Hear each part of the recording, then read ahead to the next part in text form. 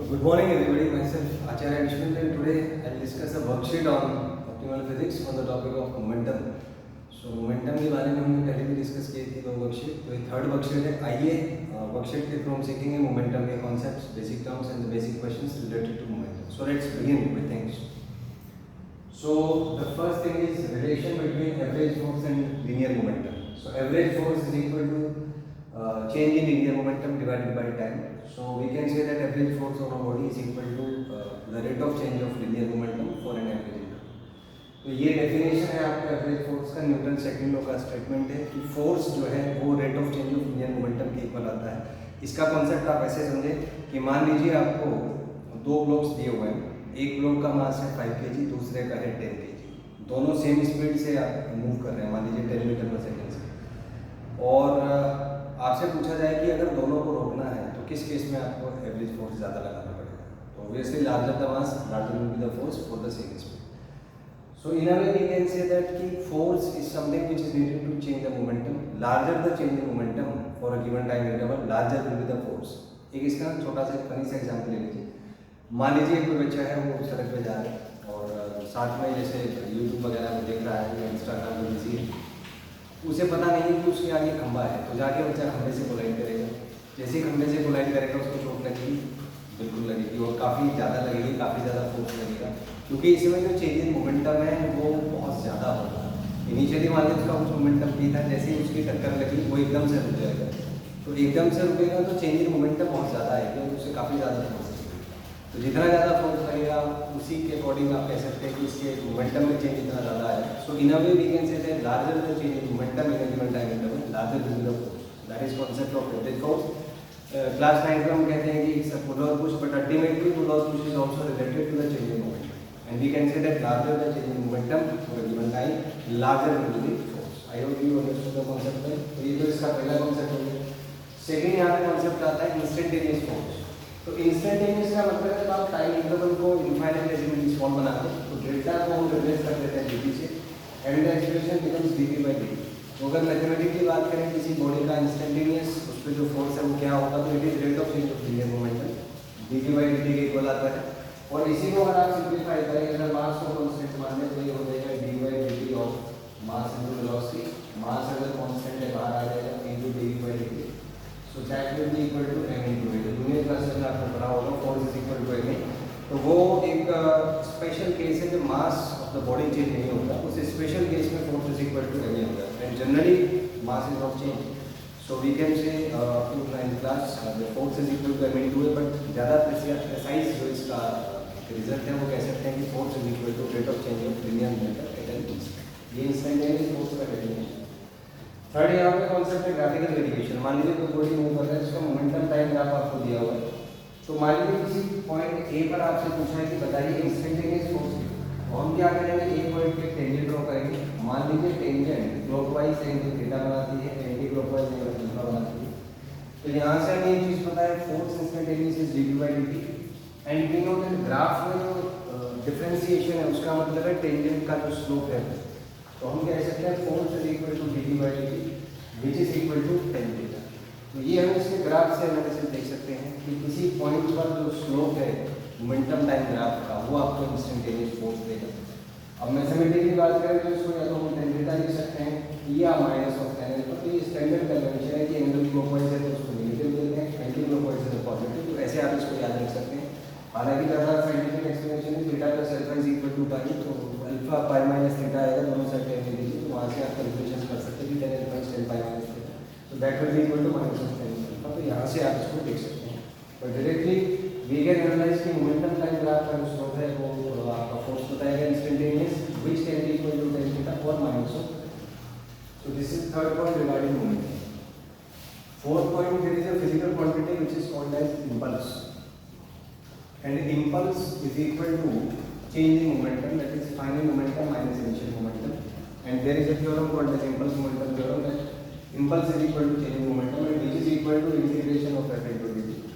so impulse को impact of force भी कहा जाता है, तो force के टाइम के साथ इंटीग्रेशन से हमें मिलता है। so this is one of the application also that impulse is change in momentum which is also equal to integration of f into dt। इसका एक ग्राफिकल एनालिसिस ये है कि अगर आपको f की ग्राफ दिया हो तो हमें पता है कि इंटीग्रेशन का ग्राफ का मतलब होता है area under curve with sign. तो यहाँ से मान लीजिए कुछ ऐसा ग्राफ है, तो इसको फोर्स पॉजिटिव है तो एरिया को प्लस ले, फोर्स नेगेटिव है तो एरिया को माइनस ले। तो हम इम्पल्स को लिख सकते हैं as change in momentum which is integration F D T which is equal to area under force time graph with proper sign. तो ये आएगा आपका a1 माइनस a2 से। तो इस तरीके से आप मोमेंटम के अलग अलग वेरिएशंस, मोमेंटम के अलग अलग व्यूज, मोमेंटम के अलग अलग रिलेशंस, कैसे उन पे क्वेश्चंस बन सकते हैं, तो ये सारी चीजें इसमें। आइए इस पॉइंट आपसे डिस्कस करूंगा, तो क्वेश्चन की फॉर्म में डिस्कस कर लेते हैं। मान लीजिए किसी बॉडी का इनिशियल मोमेंटम है 2ik + 3jk + 4k and after certain time इसका मोमेंटम हो जाता है 3i + 2j + 5k, और इन दोनों के बीच का जो टाइम इंटरवल है दैट इज 10 सेकंड। तो पहला क्वेश्चन है आपका फाइंड चेंजिंग मोमेंटम। तो चेंजिंग मोमेंटम मतलब फाइंड माइनस इनिशियल मोमेंटम, तो इसमें से आप इसको सब्ट्रैक्ट करेंगे तो 3 - 2 1, 2 - 3 - 1, 5 - 4 1, so that will be changing momentum I cap minus j cap plus k। अगर यहाँ से एवरेज फोर्स पूछा है तो एवरेज फोर्स होता है चेंजिंग मोमेंटम अपने टाइम, चेंजिंग मोमेंटम ये है, टाइम ये है, तो इसको अगर आप सॉल्व करेंगे यहाँ से आपका एवरेज फोर्स आ जाएगा। This is one of the application of what we have learned. एक और क्वेश्चन देख लेते हैं। मान लीजिए momentum as a function of time आपको दिया हुआ है, that momentum is equal to t square plus 3t plus, तो ऐसे यूनिट्स हैं सारे। तो इसमें आपसे पूछा पहला question momentum at t is equal to, तो यहाँ पे t को 1 रख दीजिए, तो मोमेंटम आ जाएगा आपका 1 स्क्वायर प्लस 3 × 1 + 2। सॉल्व करेंगे इसको, ये 6 kg/s आ जाएगी, which is ऐसा ही नहीं momentum. Next question momentum at t is equal to 3, तो t को यहाँ पे 3 रख दीजिए, तो ये आएगा 3 स्क्वायर प्लस 3 × 3 + 2, 3 स्क्वायर इज 9, 3 × 3 9 + 2, सो ये आपका 20 kg/s। This is another application of momentum. इसके बाद अगला क्वेश्चन में आपसे पूछा है change in momentum. Change in momentum होगा p3 - p1, p3 यहाँ पे 20 है, p1 6 है, डिफरेंस करेंगे आप 14 kg/s आ जाएगा। So this is calculation of certain parameters related to momentum. अगला है एवरेज फोर्स, तो we know that average force is delta v / delta t। Delta p यहाँ से 14 kg/s है, और जो टाइम इंटरवल है यहाँ पे 3 सेकंड, यहाँ पे 1 सेकंड है, तो टाइम इंटरवल 3 - 1 हो जाएगा। इसको आप सॉल्व करेंगे 7 kg/s², और इसी को हम 7 न्यूटन। तो आपने देखा कि एक सिंपल से क्वेश्चन को कितने तरीके से आप मैनिपुलेट कर सकते हैं, कितने तरीकों से उसको सीखा जा सकता है।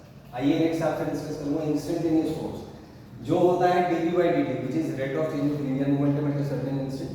तो इसको आप डिफरेंशिएट कर दीजिए यहाँ से, तो t² का डिफरेंशिएशन होगा 2t, 3 × t का डिफरेंशिएशन 1 और 2 का डिफरेंशिएशन 0।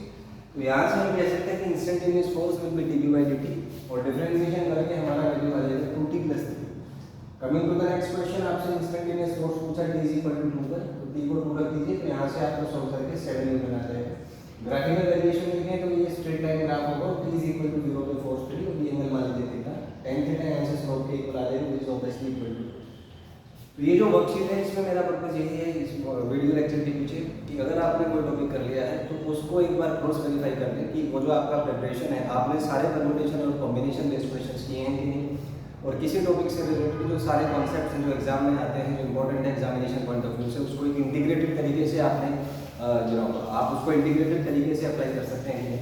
क्योंकि एग्जाम में जो क्वेश्चन आएगा वो मिक्स्ड आता है, आपको पता नहीं किस टॉपिक का किस पैटर्न का क्वेश्चन कहाँ पे आ रहा है। तो अगर आपने सिस्टमेटिक तरीके से प्रिपरेशन की है लेवल 1 से स्टार्ट करके लेवल n तक, जो भी जितना भी कंटेंट उस पार्टिकुलर टॉपिक में है, तभी आप उसको बना पाएंगे। अगर आपके न्यूट्रल पैटर्न्स कनेक्टेड हैं सारे स्टार्टिंग फ्रॉम पैटर्न 1, तो उसके तभी आप उससे रिलेटेड क्वेश्चन बना पाएंगे।